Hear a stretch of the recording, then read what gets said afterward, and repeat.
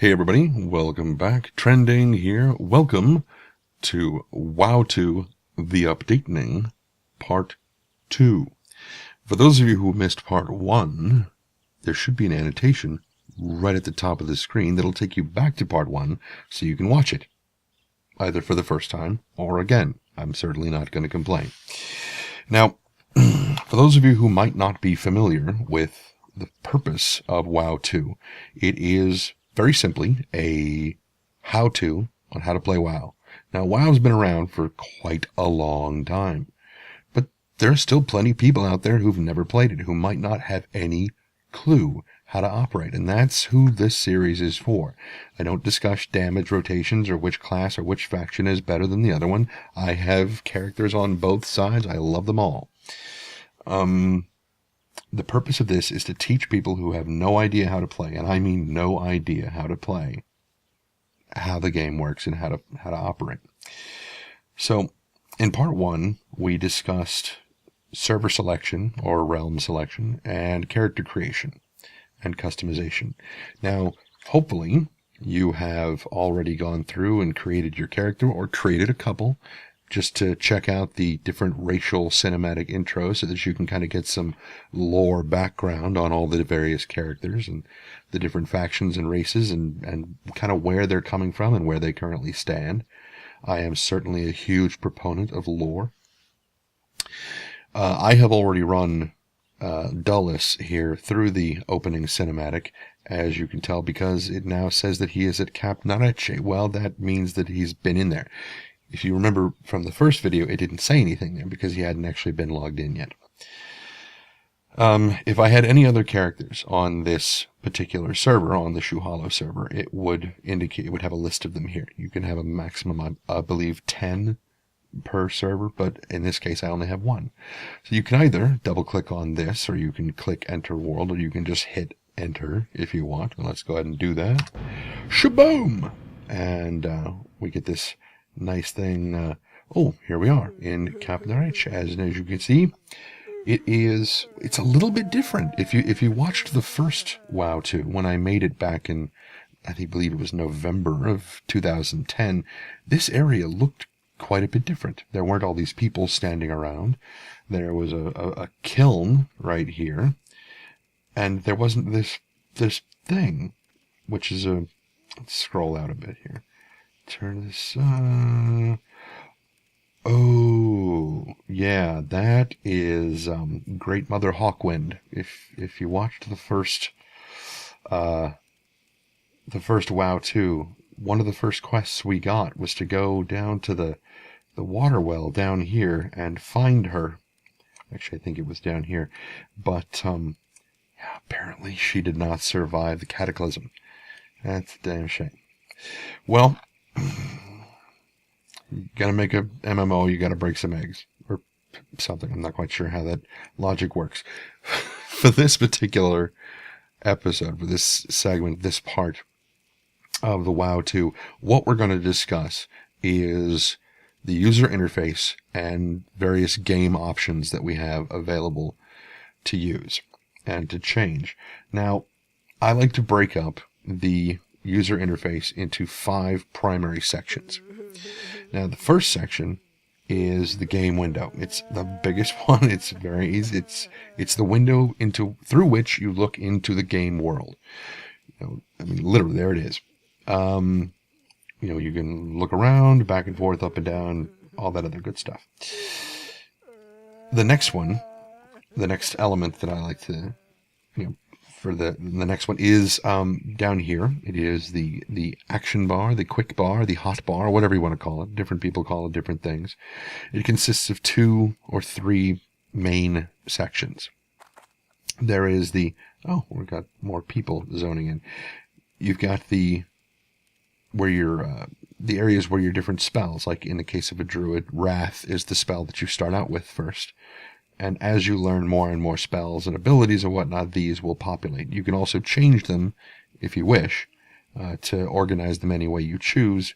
But for now, it will just populate on its own if you don't do anything with it. if you want to alternate between different, because you actually have several hotbars that you may not realize. You have these two arrows here and this little number 1. This indicates that you are looking at hotbar number 1. If you click on the up arrow, you go to hotbar number 2, which is currently empty. You click on the up arrow again, it goes to 3. It also goes to 4, 5, and 6. And then it loops back around to 1, because you have a grand total of 6 hotbars. I'll show you some more on that later on. Then, over here, you have all these various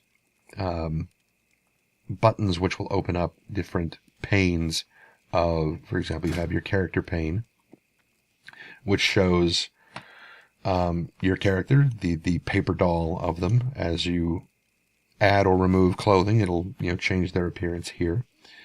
You have what their name is, their level, and their class, and then you can do various things with the paper doll here.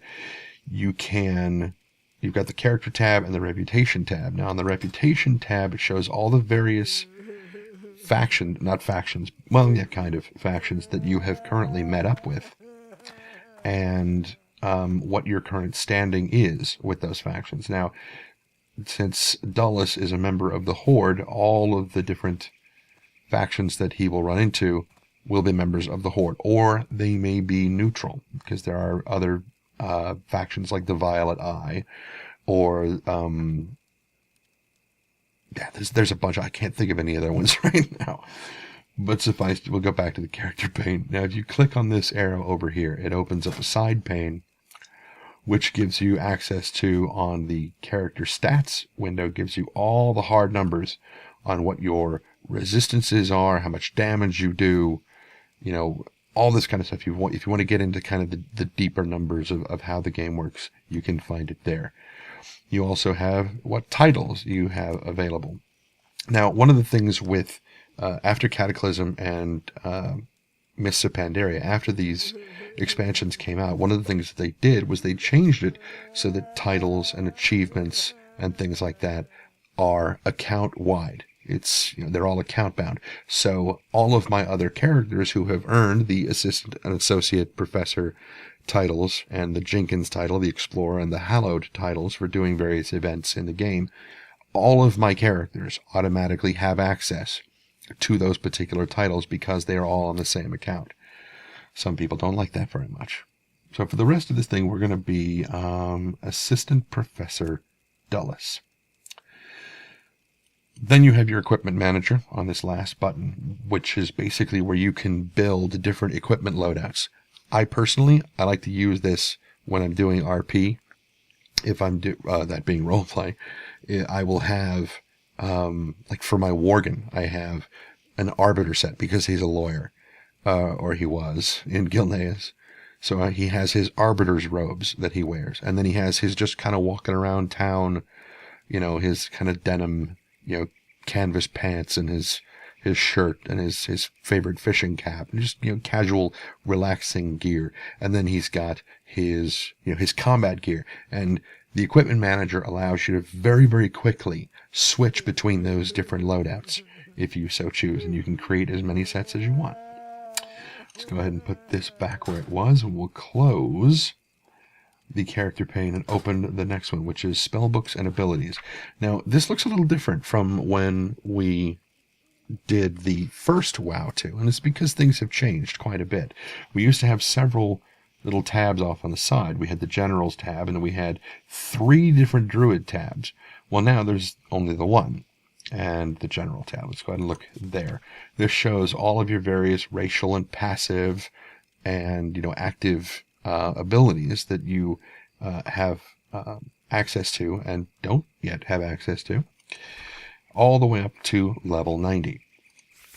Now, on the Druid tab shows all the various spells and whatnot that you have access to, which at this point is only Wrath.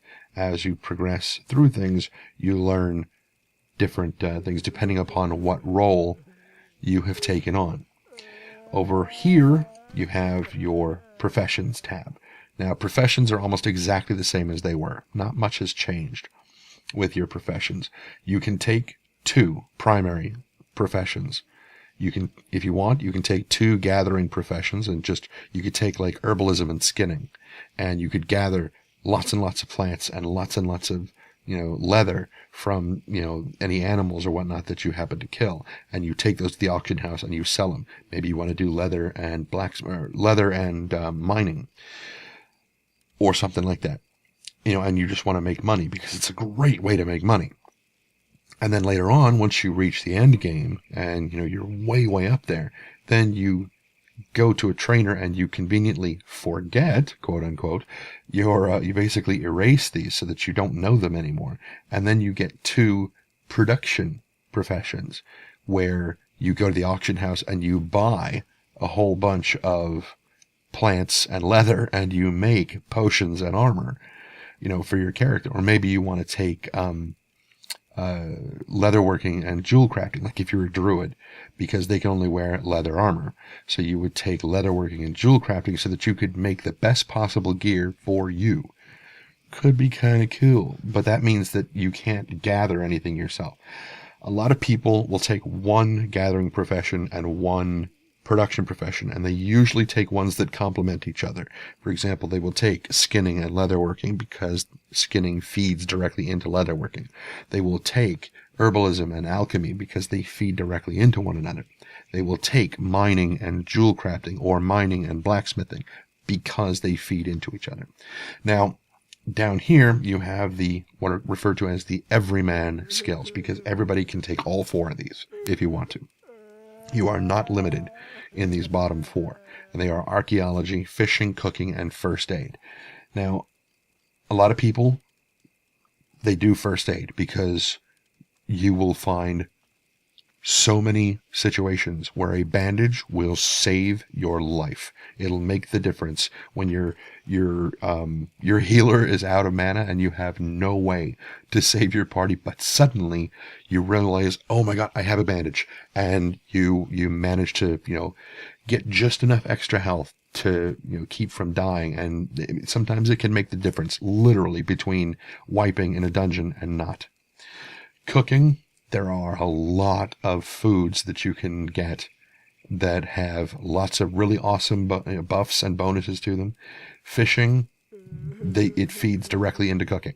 I mean, plus, when you've had a really rough day and you're stressed out, I personally like just kind of the Zen mentality of just letting my mind go blank and just fishing. I love fishing in this game. It's crazy. And then archaeology. And you can find some pretty cool stuff and make a lot of money with archaeology. It's a bit of a grind sometimes, but hey, it's archaeology. It's supposed to be a bit grindy. Anyway, so those are the different things that you can do with the spellbook pane. Now, I don't have specializations and talents open just yet. If I did, I'd be able to show you that once you hit level 10, then you can start doing a more refined path on exactly what kind of druid or warrior or priest or mage or whatever you want to be. That's where you start kind of drilling down into exactly what, refined sort of things you want to do. Then the achievements, like I said, are account wide now. So you can see all kinds of stuff here. In fact, there are still statistics indicating that I have done 40 points of damage with my largest hit. And I've got 9 quests completed, but I haven't done any quests. I mean, right here, Chief Hawkwind, he still has the quest. Because you can tell, because he's got the golden exclamation point above his head. I haven't taken it yet. How come I have 9? Nah, anyway, they're account wide. Now, let's look at, that was the quest log. No, it wasn't the quest log. Here's the quest log. See, battle pets, added those later on too. Now, these two are automatically in there when you start. And if you want to do the pet stuff, you can. It was kind of fun for me at the very beginning, but I kind of lost interest in it after a while. But then I kind of lost interest in a lot of WoW and stopped playing it for a bit. But, so all the various quests that you have, you pick up here, and you can track them or not track them there. We'll get into that later. And then you can look on the map and see where these quests can be, where you actually have to go to do those quests. Over here we have the guild finder. This is sort of like a think of it like a classified ad for finding a guild. You basically say, this is, these are the things that I want to do with a guild and whatnot, and these are the days that I'm available, and this is the role of the various classes that I want to do. And then it basically goes out and finds guilds that are looking for people who want to do the things that you want to do. And then various requests if you have any. Hi, unknown. Then there's player versus player. Now, this doesn't kick in until level 10, but that's where you can start going into battlegrounds and stuff. And some of those can be really, really fun. Personally, when you get back into the vanilla, stuff, I really loved like Alterac Valley and Warsong Gulch. I really enjoyed those. I don't know why. They just, once I got into them and I started to really understand what it was that I had to do, I found it enjoyable. But I think I found it enjoyable because that was PvP when I wanted to do it. And I'm not really a big PvP person. But, I guess it's kind of like chocolate. It's fun. It's great if I'm in the mood for it. But the rest of the time I'm like, nah, I'm not really interested. Now, Dungeon Fighter is exactly like the Guild Finder, but it doesn't kick in until level 15. That's where you're like, okay, this is the kind of dungeon that I want to run. I want to be a healer or whatever. And then it goes out and it finds groups that are pretty much your level who are looking for somebody who is willing to fill the role that you want to fill. A lot of people call those PUGs, which is an acronym for pickup group, and a lot of people hate them. Granted, a lot of people go into them with the mindset of, I'm in here because I want this. They're not going because they want to have fun and have a great game. They're going because there's something in that dungeon that they want. And it's a very, very, kind of selfish mentality. Try not to do that. If you go in with the idea of, hey, let's do this thing together, it sounds cheesy and very 50s, but I promise you, you will have a much, much better time if you are more of a group-oriented person, even if it's a group of people you have never spoken to before. Mounts and pets. If you have mounts and you have pets, guess what? This is where you find them. Once you start gathering them up, and mounts and pets, very similar to achievements, they are account-wide. I can't use them yet because I can't ride yet. I don't have the ability to learn how to ride.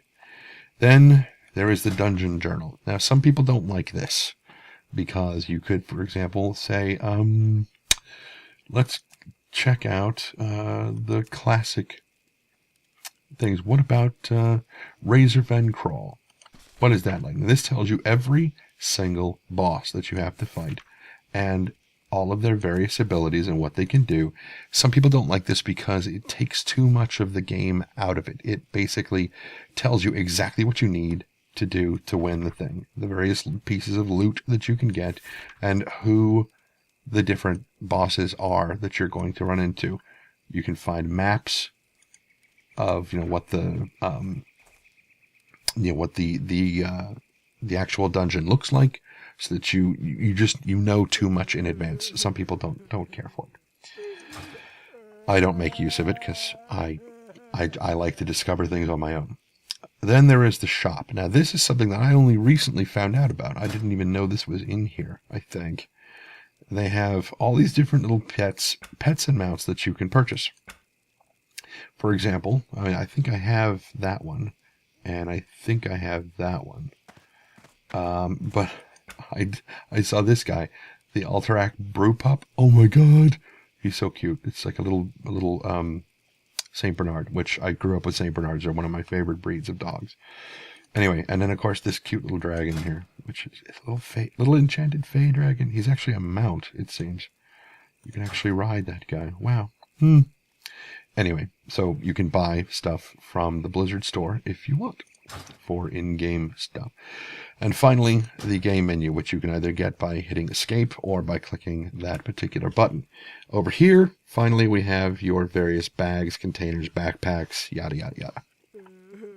And it shows how many empty slots you have. Because if you were to open this, it's clearly a 16-slot bag, 4x4, but there's already an object in here, so it only shows 15 available slots left.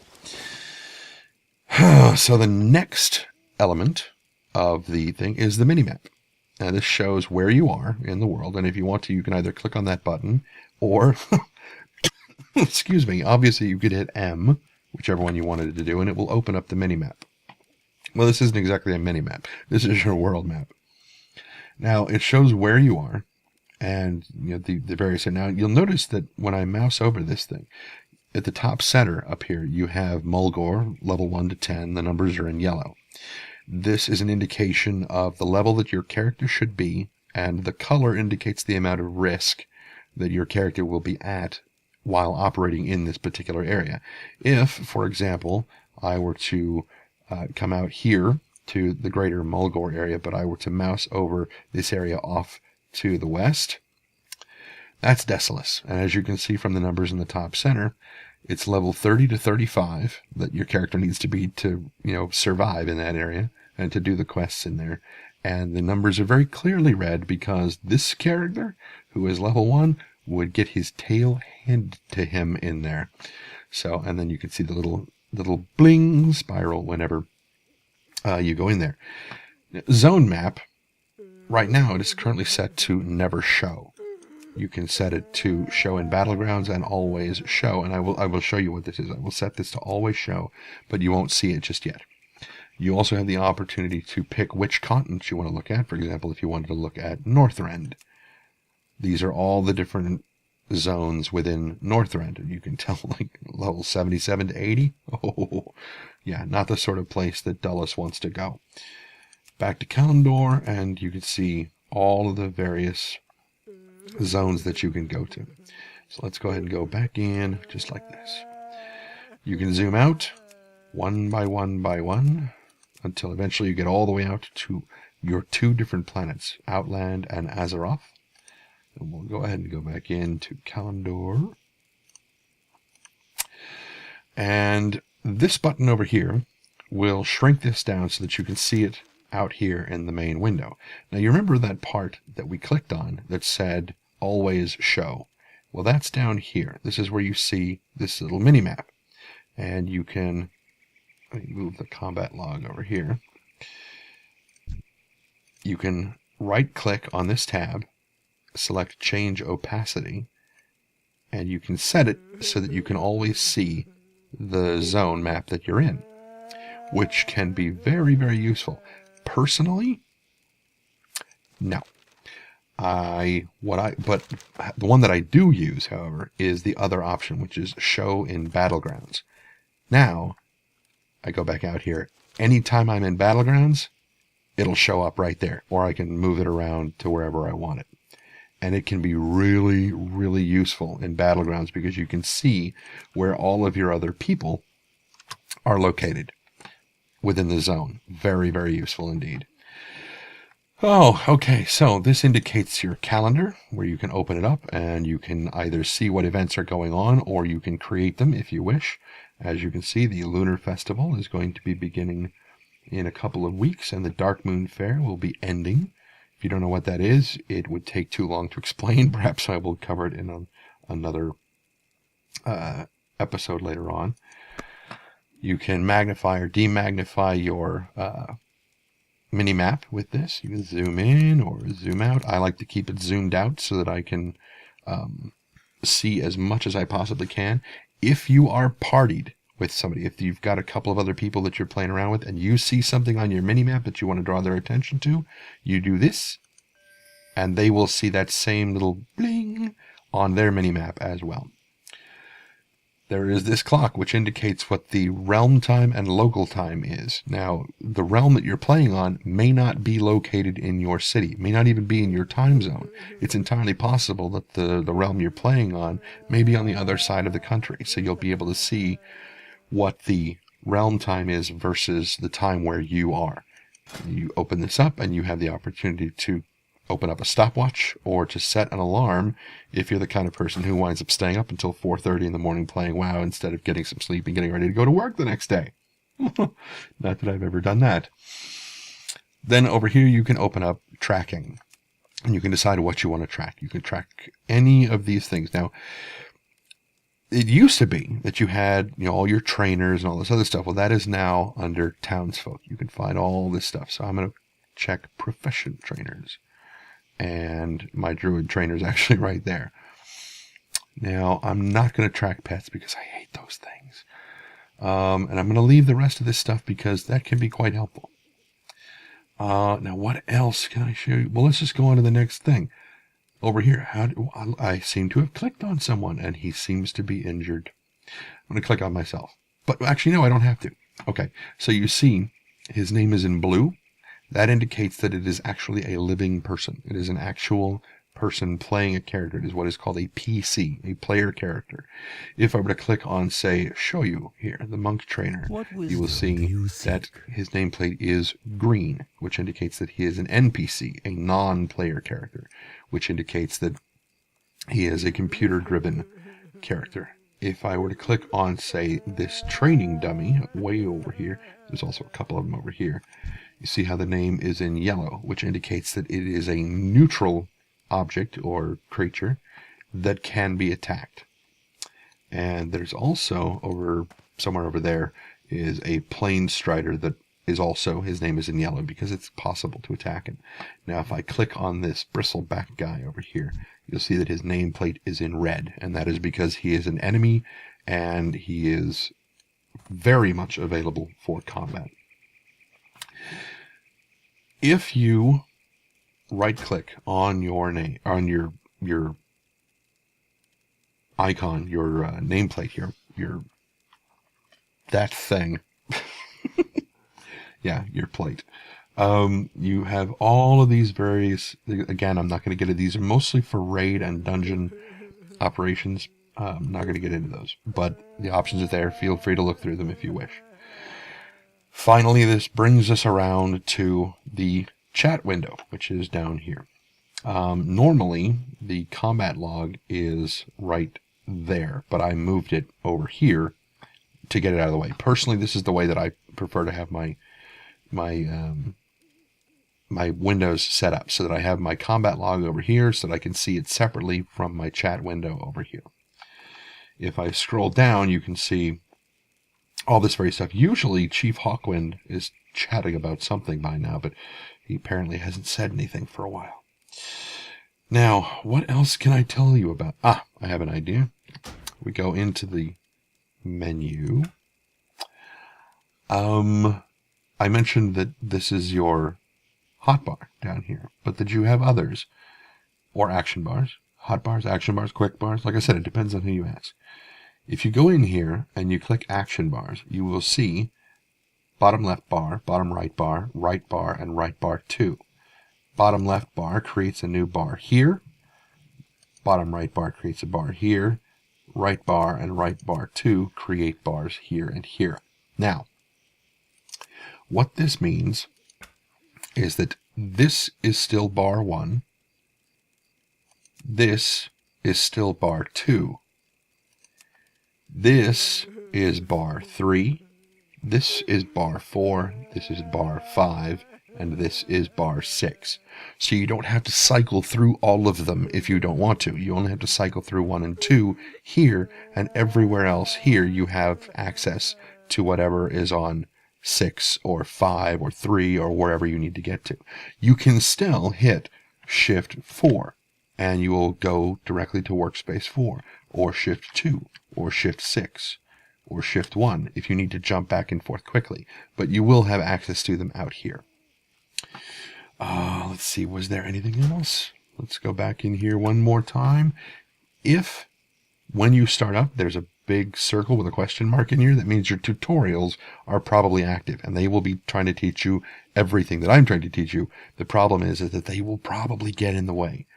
So you go down to help, and you will find that that is probably checked right there. If you just uncheck that, it'll shut the tutorials off, and you don't have to worry about it anymore. If you find that you want the tutorials on, you can check them to turn them on, and you can even hit reset tutorials, and they will start over from the beginning. But once you start them again, they're going to keep pestering you. What else can I tell you? Names, action bars, social, spam filter can be very Display and combat. I don't think it was combat. Well, okay. We will cover the auto loot later on. And block guild invites. Until you're ready to join a guild, you may want to keep that checked so that you don't wind up getting, especially if you're near a major city, because people will just start throwing guild invitations in your face all the time. So checking that blocks them from popping up in front of you. But when you're ready to start looking for a guild, you need to uncheck that, or otherwise people won't be able to send you messages for them. Okay, I think this brings us pretty much to the end of part 2. I can't think of anything else to tell you guys, so I guess we're going to go ahead and let you go. Obviously, if you want to stick around for part 3, please feel welcome to. The annotation up top will take you directly to there, or you can just sit tight and you'll probably get there on your own. If you have any questions about any of the stuff that I've covered in this or any other of the WoW-To segments, please feel free to leave a comment below and let me know what you think. If you've enjoyed this and you found it useful, please click like, feel free to subscribe, all that wonderful stuff. And hopefully I will see you guys in part 3, where we are going to discuss NPCs, quests, and combat, and basically how to interact with the world. Okay? I'll see you guys there.